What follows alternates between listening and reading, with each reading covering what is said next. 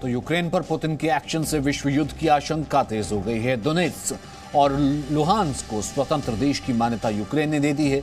वहीं रूस के ऐलान पर अमेरिका भी एक्शन में है। अमेरिका ने रूस पर प्रतिबंध का ऐलान किया है। यूक्रेन ने यूएनएससी में कहा है कि किसी को कुछ नहीं दिया जाएगा। वहीं यूएनएससी में भारत ने कहा है कि कूटनीति से ही समाधान होगा।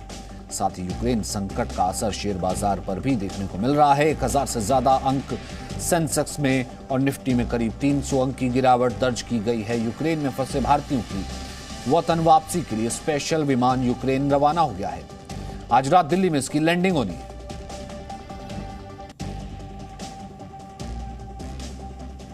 संजय मैस्टन और इस वक्त मंजू सेठ दोनों इस वक्त हमारे साथ मौजूद हैं।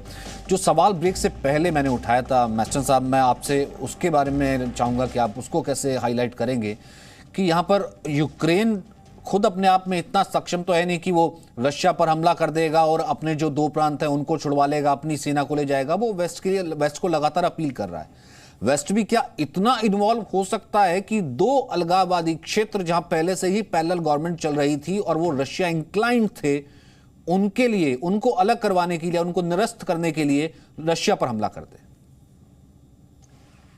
सचिन, कुछ इसमें जरूरी सवाल उठते हैं। पहला, यूक्रेन के साथ कौन खड़ा होगा और क्या उसके अंदर काबिलियत है खुद लड़ने की। जहां तक काबिलियत खुद लड़ने की है, मैं साफ इनकार करूंगा, नहीं, कोई काबिलियत नहीं है, क्योंकि रशिया एक सुपर पावर देश है, यूक्रेन उसके कंपैरेटिवली छोटा देश है। यूक्रेन को सिर्फ चाहिए सपोर्ट, वो नाटो का चाहिए।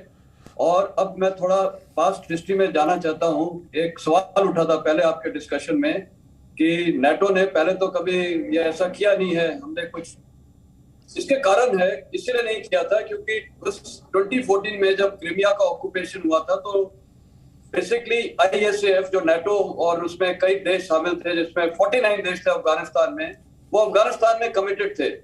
तो अमेरिका ने और वेस्टर्न वर्ल्ड ने सीखा है कि मिलिट्री ऑब्जेक्टिव्स या स्ट्रेटेजिक ऑब्जेक्टिव्स बहुत क्लियर कट होने चाहिए। और इसका सबसे बड़ा लेसन हिस्ट्री में है सेकेंड वर्ल्ड वॉर में ऑपरेशन बारबारोसा। यहाँ पर ये हिटलर ने विंटर्स में जाके और उससे पहले जाके ऑब्जेक्टिव्स 3 चुने थे और उसको फिर बहुत बड़ी हार शिकस्त हुई थी रशिया द्वारा, सोवियत यूनियन द्वारा। तो कहने का मतलब है कि अमेरिका को पता है कि स्ट्रेटेजिक ऑब्जेक्टिव मिशन क्लियर होना चाहिए इसीलिए उन्होंने आईएसएफ का विड्रॉल वहां से किया था अफगानिस्तान से। और आज उनको पता है कि 2 बड़े इंपॉर्टेंट जगह है, इंडो पैसिफिक और दूसरा है ये ईस्टर्न यूरोप का इलाका जो अभी टेंशन वाला है। और आप देखिए तो दोनों पेरिफेरीज में, इस तरफ यूरोप और उस तरफ इंडो पैसिफिक, ये 2 एक स्ट्रेटेजिक कंसर्न है पूरे विश्व के लिए। और इंडिया के लिए, हमारे लिए तो कंसर्न हो जाता है खासकर इंडो पैसिफिक, चाइना बेसिकली, जिसका मैं आपको बताना चाहूंगा। तो यूक्रेन की काबिलियत नहीं है अभी उसको, मेरे ख्याल, जो मैं फिर से दोहराऊंगा, नाटो अभी क्या करेगी। सबसे पहला स्टेप तो इकोनॉमिक सैंक्शन तो है ही, लेकिन उससे कोई फर्क नहीं पड़ता है। दूसरा, यूएन सिक्योरिटी काउंसिल रेजोल्यूशन तो चल रहा है। लेकिन अब मेरे को लगता है कि नाटो की क्रेडिबिलिटी बहुत क्वेश्चनेबल है, क्योंकि अभी अगर उन्होंने कुछ नहीं किया तो फिर कोई भी देश उनकी तरफ अलाइन नहीं होगा और साथ ही नाटो में दरार पड़ जाएगी। फिर वो बोलेंगे नाटो बनाया क्यों है। इनकी तो जो प्रोटोकॉल्स हैं और जो प्रीएम्बल्स हैं बहुत क्लियर है, एक दूसरे की मदद करना है। तो अभी तो कोई डाउट ही नहीं है कि तुरंत नाटो के अंदर इसको शामिल किया जाएगा यूक्रेन को, वो भी इसकी मान्यता लेगा। तो ये 31st कंट्री हो जाएगी नाटो में। और फिर मेरे ख्याल अमेरिका और नाटो के ऊपर बहुत बड़ा प्रेशर आएगा, पॉलिटिकल प्रेशर, होम प्रेशर भी आएगा, क्योंकि अमेरिका की क्रेडिबिलिटी क्वेश्चनेबल है कि क्या करना है। तो मेरे को लगता है कि मिलिट्री एस्केलेशन होने की संभावना पूरी है। और ये एक अच्छी खबर नहीं है पूरे विश्व के लिए, क्योंकि आज भारत में आप देखिए, हमारे भी कुछ प्रांत हैं जहां पर ये चल रही हैं इस प्रकार की हरकतें। तो क्या कल किसी भी देश को अधिकार है किसी देश की टेरिटोरियल इंटीग्रिटी और सॉवरेनिटी पे जाके बस बैठ जाना? तो ये तो मेरे ख्याल बहुत अच्छी बात नहीं है। और इसीलिए अभी भारत को भी मेरे ख्याल कुछ दिनों के अंदर फैसला करना पड़ेगा, कब तक हम न्यूट्रल रहेंगे। We have to be either this side or that side, क्योंकि बाद में जब हमारे कोई ऐसे संकट आएंगे तो फिर हमारा कौन सपोर्ट करेगा। क्योंकि इंटरनेशनल डिप्लोमेसी बहुत जरूरी है, अलायंसेस बहुत जरूरी है। नहीं, आज लेकिन के इतना हालात- आसान है सर क्या? मतलब रशिया के अगेंस्ट खड़ा हो जाना या फिर अमेरिका यूरोपियन यूनियन के साथ ना खड़ा होना, क्योंकि तभी तो एक जो है न्यूट्रल वे अपनाया जाता है। और मंजू सेठ, यहीं पर डिप्लोमेसी आती है, तो फिर डिप्लोमेसी यहाँ से क्या बोलती है? फिर भारत के पॉइंट ऑफ व्यू से अगर मैं इस समस्या को आप देखूं तो भारत के लिए भी इस वक्त बहुत ही डेलिकेट पोजीशन में आ गए हम लोग, क्योंकि दोनों साइड से हमारे सबके साथ हमारे अच्छे ताल्लुकात हैं, स्ट्रेटेजिक पार्टनरशिप्स हैं। तो इतने हमारे लिए साइड्स लेना थोड़ा सा मुश्किल होगा, रिस्की होगा। लेकिन हमें इसका पूरे मुद्दे के ऊपर और बैकडोर डिप्लोमेसी के थ्रू कोशिश करना होगा कि ये डी एस्केलेट हो सिचुएशन, और समझाएं हम लोग या बातचीत करें रशिया के साथ भी, रूस के साथ भी, कि ये उनके हित में नहीं है इसको एस्केलेट करना।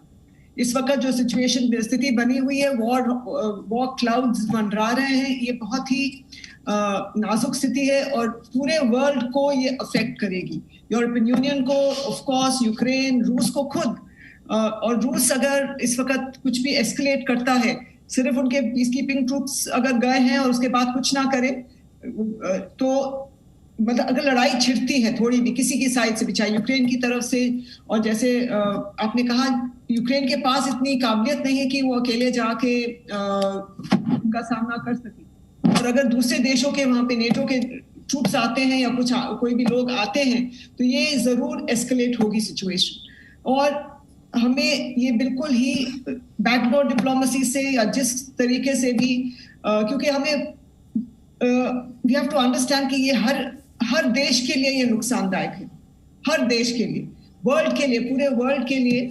और इसको रोकना जरूरी है कि ये इसके आगे ना जाए। और रूस ने अपना सॉर्ट ऑफ पॉइंट दे दिया है वेस्ट को, अपना मेड अ पॉइंट कि हमारा ये इलाका है, हमने ये कर दिया है, और पीसफुली किया। इट वाज अनएक्सपेक्टेड इन अ वे, लेकिन उन्होंने कहा कि हमने ये कर दिया है और अब आप इसको स्टॉप करें यहाँ पे। और आप अगर कुछ रिपोर्ट्स के मुताबिक शायद कुछ कह रहे हैं कि शायद प्रेसिडेंट जो बाइडन और प्रेसिडेंट पुतिन की शायद मुलाकात हो, लेकिन एक जगह लिखा है कि नहीं होगा।